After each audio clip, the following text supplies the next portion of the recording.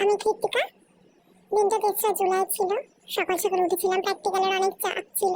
মানে সকালবেলা ভুল, আমি ঘুমাইনি এরকম একটা অবস্থা। ১ ঘন্টা মনে হয় ৪:৩০টার দিক থেকে ঘুমিয়েছিলাম। মেয়েটির সাথে বদমাইশি করছিলাম, একটু করে নিয়ে ভাবলাম যে না এবার বেরোতে হবে। লেবুর জল, তার আগে একটু একটা দুটো খেজুর খেয়েছিলাম। ঘর ফর গুছিয়ে, মানে কি অবস্থা ছিল আমার, খাটের রং টং কাগজপত্র সব ঘরটা তাড়াতাড়ি গুছিয়ে নিয়ে আর নিচে বোঝাচ্ছি, ঝাড় দিচ্ছি। মিলকে আবার বদমাইশি করছে, ওকে কোলে নিতে হবে, তো কোলে নিলাম। ও মিয়াও মিয়াও মিয়াও করছে, আমার সবাইকে হাই করে দিচ্ছে। হবে না, তারপর আর কি স্নান করে আসলাম। রান্নাও বসেছিলাম অন্যদিকে, স্নান করে নিয়ে এসে পুজো দিলাম। এই যে ডাল, আলু ভাজা, বেগুন ভাজা, একটু আলু সেদ্ধ এসব ওই করেছিলাম। ৮টায় ট্রেন ছিল, ৮টা ২১-এ ট্রেন।